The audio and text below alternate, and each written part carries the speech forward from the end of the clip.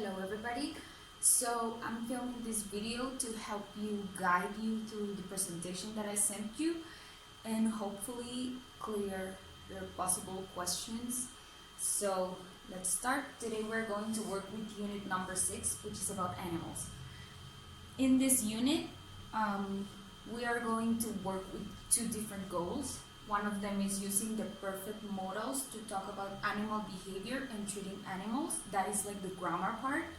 And we have a lot of vocabulary in this unit. This unit is very focused on expanding vocabulary. It's not that focused on the grammar, but we have some grammar. And that is what I want you to have clear. So I start the presentation with this question. How would you describe these animals? And I want you to think about different adjectives, maybe comparing these two different types of pigs, or comparing different animals, which ones are cute, which ones are ugly, which ones are savage, etc. In the next slide, I have some vocabulary from the book that I sent you the audio for this, so you can just listen to it, check the pronunciation, think about the meaning. This is all in the book, so I'm not going to stop here.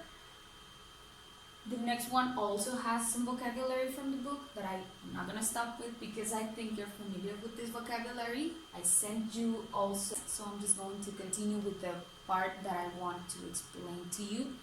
But don't forget to stop in these parts from the book too, just so you can have them clear and you can check all the vocabulary.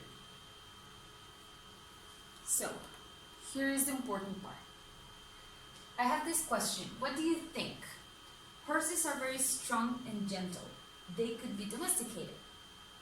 Do you think horses can be domesticated or not? Another sentence. This little cat is very playful and destructive. It has to be kept inside a clean room. I am using the vocabulary from the previous slide, and I have these sentences here in blue that I want you to check. You have this presentation, so hopefully you can see it better in your own computer. These sentences are using a specific structure that is today's topic, perfect modals. First of all, do you remember what a modal is? In the next slide, I have a small list of modals, and I'm sure you can remember others. In the book, you have them more specifically. So the modal is a verb that is referring to an ability, permission, advice, obligation, a possibility. And we are using passive with the modals. Remember, passive voice focuses on the receiver of the action and not the performer of the action. So, like in this previous slide, they could be domesticated. We are using the modal could, and we are using a passive complement because horses are not domesticating themselves. They are receiving the action. They are being domesticated. By who? That's not the focus of the sentence. You can write it by their owners, by people, but that's not the focus of the sentence. This little cat has to be kept inside a clean room. Who is keeping the cat inside the room? It's not important. That's not the focus of the sentence. So, in this example of the horses, they could be domesticated. We have the modal, could, and the passive part of the sentence is the one with the action. So the action that you're talking about is going to be in passive.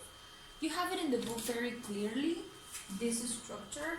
Basically just using the modal, which is any of the verbs from a list that I gave you, and then the passive, which is the verb be and the past participle. You can see it in page 64.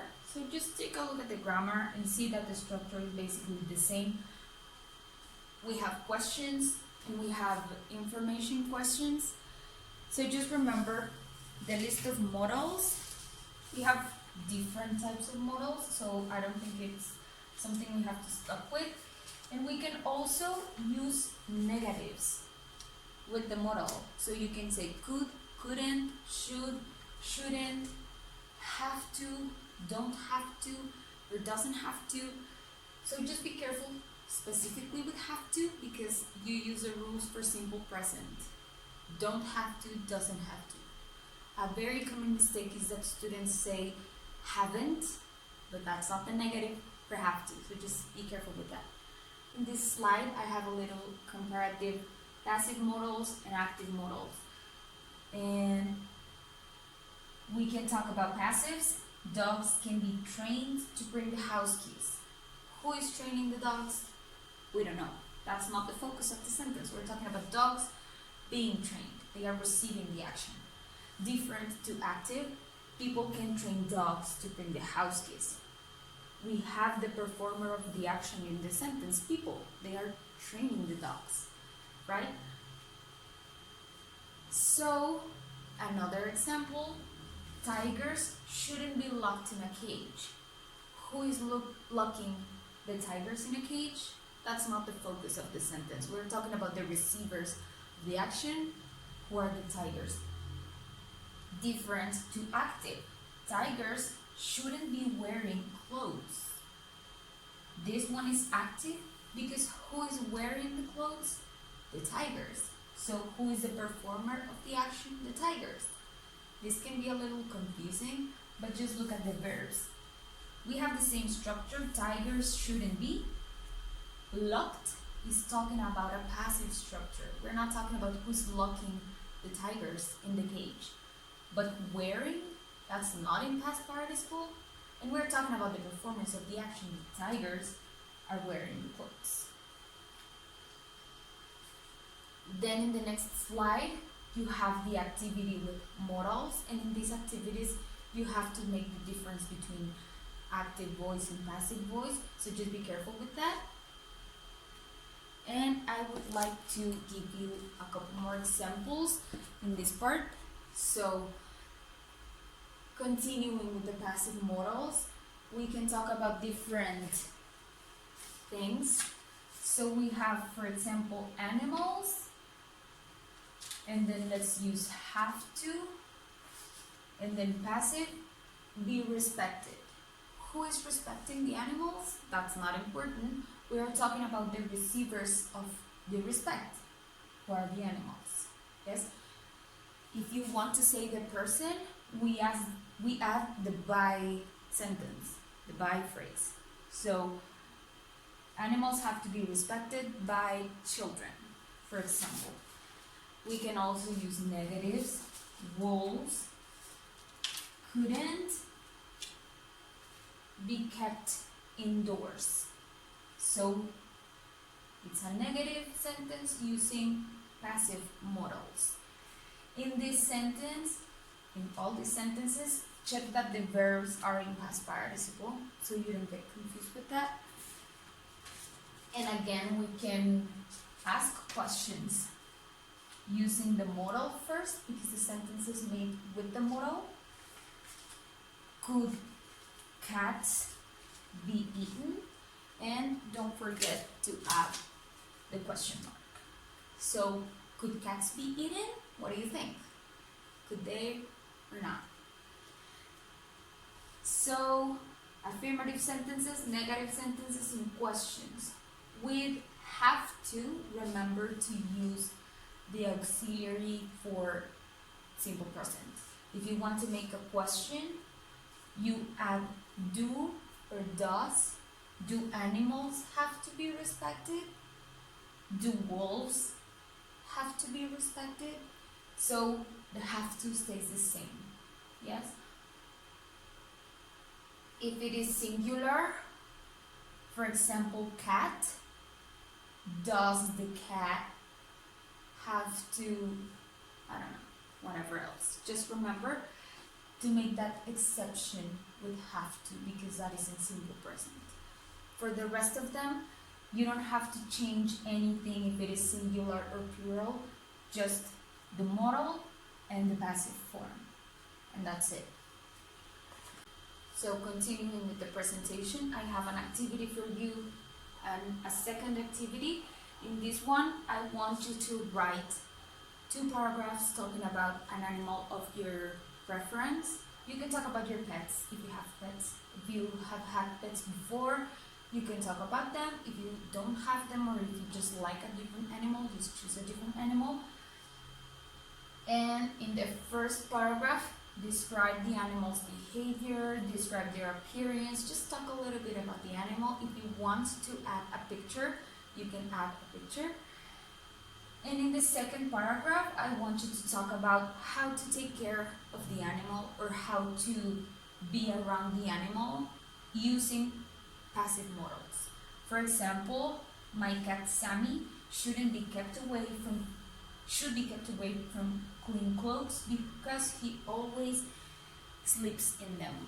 So we are using the passive modal to talk about how to take care of the animal. Just never keep them near clean clothes. Sammy has to be respected and must not be carried because he can hurt you. So you're talking about how to take care of your animal. If you don't talk about your pet and you're talking about tigers or lions, you can also add this type of sentences like the examples that we had before. Continuing, then we have more vocabulary to talk about animal social groups and physical features of the animals. This vocabulary is, some of these words are new. I think they were new for me, at least when I first saw them. So I'm asking you, were you familiar with these words or not? Because maybe you've read about animals in English and you are very familiar with these words. Maybe you haven't. And then using that vocabulary, we have a third activity in the My English Lab website that I want you to answer. So all these activities online are on My English Lab website. And then finally, we have one more activity, one more question. We have some pictures about animal behavior. You can find these pictures in the book in page 69. And I'm asking you, is this instinct or learned behavior? What do you think? Is animal behavior instinct or something that they learned? I want you to answer this question. Maybe look at these pictures and get an idea of what we're talking about, and then answer, sending a 1-minute audio through WhatsApp. Or at the end of the presentation, I have a list of the activities that you must have sent today. The first one and the third one are the online activities, the paragraphs, and the audio. And that's it. So if you have any questions about the grammar, or the vocabulary, or pronunciation, you can ask me. Make sure to check the audios of the pronunciation from the vocabulary that I'm going to send you. And that's it.